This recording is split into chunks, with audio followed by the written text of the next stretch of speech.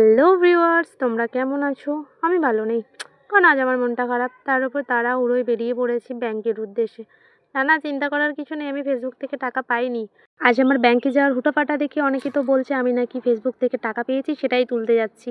কি জানি বাবা, আমিই তো জানলাম না আমার ফেসবুকে টাকা ঢুকেছে, সেটা আবার আমিই তুলতে যাচ্ছি।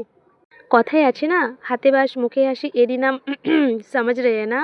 তো এরকমই একটা ব্যাপার, তুমি কোথায় কি করছো না করছো, তোমার কি হচ্ছে সেটা তুমি জানবে না, সেটা মানে পাড়া প্রতিবেশীর লোক আগে জেনে যায়। যাই হোক, প্রথম কথা, আমার এখন ভীষণ খিদে পেয়ে গেছে, কারণ আজ বৃহস্পতিবার ছিল, বাড়িতে পুজোর চাপটা একটু বেশিই ছিল।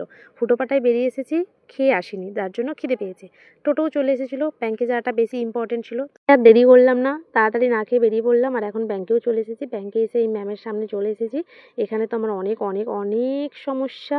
যাক, সব সমস্যার সমাধান করে অবশেষে আমি ব্যাংক থেকে বেরিয়ে যাচ্ছি। পুরো উদ্ধার করে দিলাম নিজের কাজটা সম্পূর্ণ করে।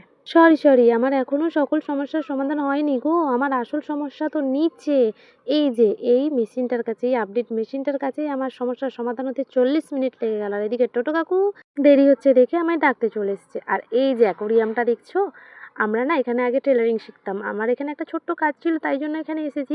এসেই দেখি এই অ্যাকোরিয়ামটা নতুন। আমরা যখন আগে কাজ শিখেছি তখন কিন্তু এটা ছিল না। বেশ সুন্দর অ্যাকোরিয়ামটা, অনেকক্ষণ ঘোরাঘুরি করেছি, তাই জন্য নিজেকে একটু আয়নায় দেখে নিলাম।